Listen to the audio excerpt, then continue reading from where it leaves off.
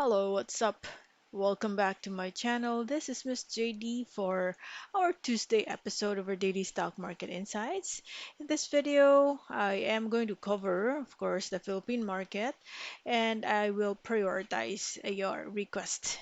Okay, so umpisahan muna natin kay index. So yesterday I talked about my hesitations na baka hindi pa to kakayanin and all that. But contrary to what I mentioned yesterday, mukhang nagpapakitang gilas si index today.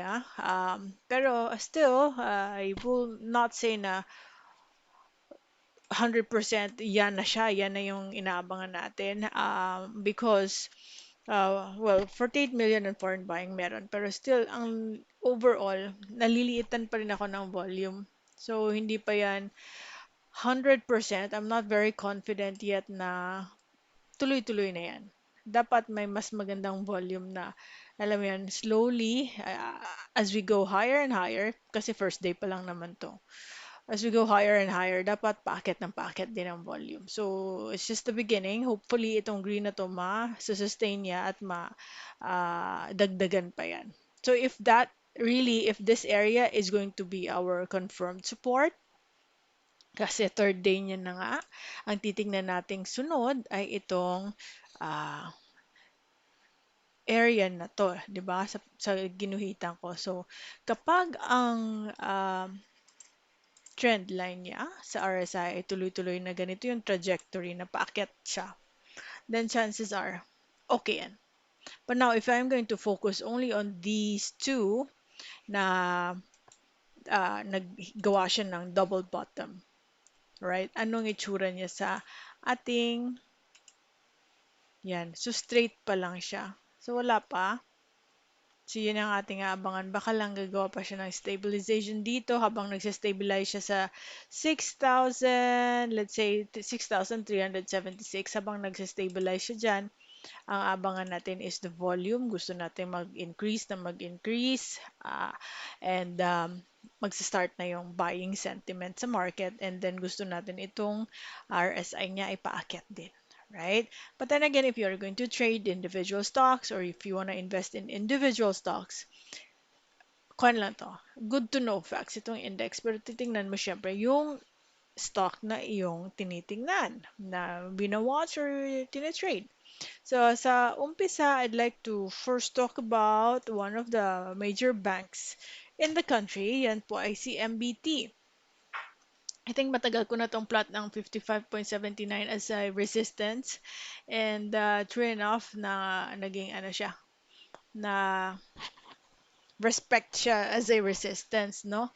So, we got some weakness there, tapos pababa.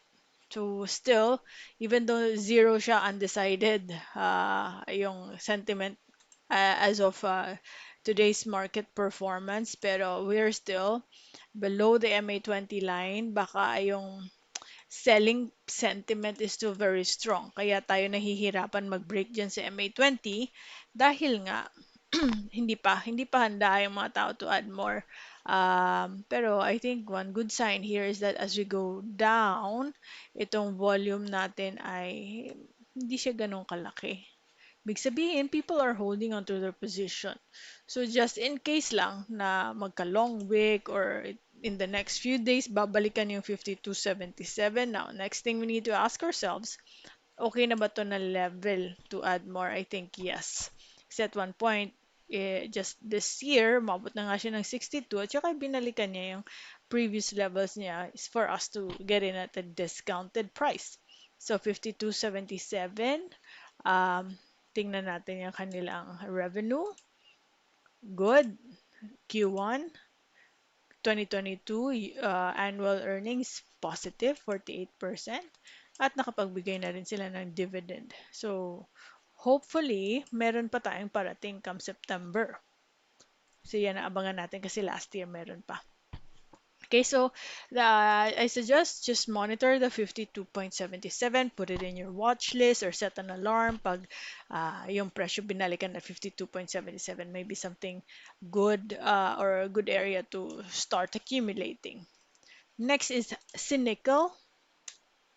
Si NIKL na green today And ang kagandahan lang is we're here sitting at the MA20 line. Pwede, okay? Pwedeng gumagawa na ito ng higher low. Previous low, nag-drop when it broke that previous resistance. Dati kasi yung resistance niya nasa MA20 line. Binrake niya, pero binalikan niya. Normally, yan ang gawain pag nagbe-break ng resistance areas. Accelerate siya saglit. Babalikan yung previous support at saka tutuloy pa akyat. So, I think that could happen. Wala pa lang that much volume as you can see right here. Hindi pa masyado malaki yung volume niya. Diba? Ayan o. So, ang gusto natin, like I would always say, is that as we go higher and higher, gusto natin yung volume mas mataas. Okay? So, at the moment, dito ako nagpa-plot ng ating short-term resistance. Yan ang abangan natin. Pag na-break yan, edi kompleto na yung ating assumption, which is to, create a higher high and a higher low. Parang ganun siya. So, mas mataas ng konti. Saan kaya siya mag-next stop kapag na-break? Baka sa 6.30. Okay? Bakit? Dahil, if you look to the left, yan o, meron din siyang support dyan. Dito medyo may mga moments na malapit sa support or resistance area. So again, possible support right now, it's creating that at the 5.87 area. Pero ang pinakamalapit na resistance ay somewhere at the 6.08. Ngayon, kapag na-break ito pataas, chances are ang sunod na resistance is 6.29. Between this stock dropping some more or recovering, my outlook is that we are already on the verge of recovery. We're recovering. Hinihintay lang natin yung volume. That as we go higher and higher, gusto natin packet ng packet ang volume. Yan, hindi ko na yan, kahit paulit-ulit ako, kere lang. Kasi it's really helping us, reminding us every single time. Kung makikita nyo itong ginuhitan ko, yung yellow, yung volume niya, di ba, above the average, mas mataas kasi sa cloud. At habang umaakyat tayo, yung kanyang volume maakyat din. So, yan ang klase ng view ang gusto natin makita, that as we go higher and higher, yung volumes niya nagpe-pick up, maakyat din. Kaya mas, alam mo yun, tumaas yung kanyang recover, reverse. Right. So, tingnan natin. Sino pa mga highly traded stocks today? Tingnan natin si BPI. BPI is approaching our nearest resistance. So, kung profitable ka, kung position trader ka, I'm sure na-plot mo na to sa journal mo or sa rules mo that we are currently approaching the 110.24 area, which, as per Miss JD, her outlook here is that this is the nearest resistance. Ngayon, tatlong beses siya. Pag nagkataon, alright? Tatlong beses niya babalikan ito. Actually, pang-apat, this is the third, tapos may approaching niya, fourth. So, ano ba ang kwento sa RSI habang tinatak natin yan? Yan, kita mo. First point is, actually, pwede dito. Ito, naguhitan na natin. Ayun o.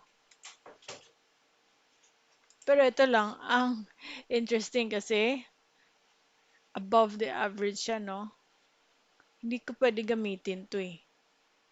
Actually, if I will just to uh,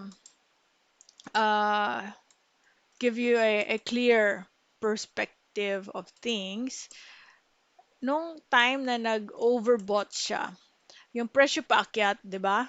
Yung RSI niya pabagsak. Ibig sabihin, there's a decline in the momentum. Mas konti na ang taong nakabili dito or bumibili dito dahil they feel that that's already expensive.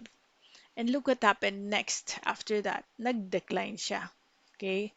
So ngayon, titingnan natin. Actually, pwede naman natin to gamitin ulit. Ito, this, and this. Medyo awkward lang yung pang third day, pero yung pang second niya, 'di ba? Ito yung pang second yan na yan. This is another scenario. I-remove ko muna to. Remove. Okay, so this is another scenario. Double top, pareho ang price level. Pero yung ano mo, yung RSI mo, yung momentum pababa. So again, I've shown you two scenarios. Price was moving up, momentum was moving down. And that's bearish divergence. Second scenario, price hits this level, price hits that level again, pero yung iyong RSI is on a bearish divergence. Now, titingnan din natin ito. Pero ito, pwede pa to would fall under the third day, triple top yung nangyayari. So, just be extra careful in case na hindi ito ma-break. Chances are babalikan niya ang previous level. So, titingnan natin saan siya magpo-pull back if in case. Ayan, may malapit naman. Malapit lang siya, 105.77. Sa weekly chart ito, kaya medyo nababawasan na ang noise. So, babalik dyan niya ang 107.01 for our nearest support. 1, 2, yan ang area na yan. So, kung babalik siya, dyan siya pupunta sa 107.20. So, still, this last candlestick na medyo green, area yan guys ha. So, ibig sabihin kapag a little bit higher or lower yung pagka-plot ko, valid pa yan. Okay, ayaw magmalaw ah. Aha, ito pala siya. Pwede dito, okay? So, at this point, ito yung ating nearest support, 106. Okay? So, like what I mentioned, kailangan you have to understand and remind yourself of what profile you have. Kasi I find this level already on the expensive side, knowing that we have dropped at one point as low as 48 and we have already recovered. So, unti-unti, yung mga profitable ay bigla na lang yan nababawasan kasi nag-exit sila or naglalakin sila ng mga profit nila. At kasi at this point, this is already at the a bit of an expensive area. So, kung gusto mo maghintay ng pullback, I think you can. Kasi tingnan mo naman, nasa peak na tayo eh. Even before the pandemic, ito na yung highest point niya. So, medyo mataas na siya na area. Right? So, next stock. Tingnan ulit natin si Globe. Ayan, ang ganda ng ano ni Globe sa weekly chart na kapag cross na talaga tayo sa MA20 line. Medyo, syempre, for the past 2 days, green tayo. Kaya those position traders, swing traders are locking in their gains. Bakit kaya sila naglalaki ng gain? Eh, kakastart pa lang. That is because we have a resistance right here. Pero kung ang time horizon na nilalaro mo ay pang mabilisan, a few days lang, exit ka na dito. Right? But I understand that a lot of us here are mid to long-term holders of Globe. Kaya ito, baliwala lang sa atin to. Wala tayong gagawin. Okay guys, hindi ibig sabihin, everyday na nagla-login ka, may gagawin ka dapat sa stocks mo. No. I did that in the past and dami kong pinagsisisihan dahil I exit a profitable trade prematurely. 'Di ba? So, yun ang aking reminder sa lahat. Always be conscious of, always remind yourself of what profile or what gameplay you have in the market para at least or kahit ipaskill mo dyan sa dingding or sa notepad para at least you're always reminded of it. So again, if you're long-term holder, itong mga resistance na to, pwedeng wala kang gagawin.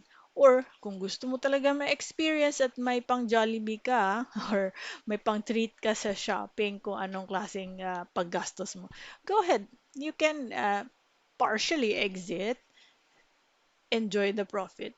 Just make sure na, you know, mag-iwan ka. Baka kasi umakyat pa siya ng mas mataas. Alright? Or kung gusto mo i-exit yan dahil alam mo magpo-pullback, eh, balik ka lang ulit. I think kapag mag-pullback ito, babalikan niya yung previous level which is around 1,762. Pero again, hindi natin alam, malay natin bukas gap up siya kasi breakout play pala. Yan, pero red kasi tayo eh. Kaya even though there's foreign buying, feeling ko may pullback na mangyayari pero hindi talagang decline. Pullback lang kasi yes, nagpa-profit take sila. So anywhere from 1,762 or somewhere in the middle around 1,802. So yun ang pullback levels na nakikita ko at the moment. Alright? So I think yun lang muna. Go ahead and request some more guys para ma-prioritize ko or ma-include ko naman sa ating next video. In the meantime, maraming salamat po sa lahat na consistent, na nagko-comment. You're always inspiring me. Okay? Paalam for now. Hopefully, I can record another one in the morning before the market opens. Bye-bye!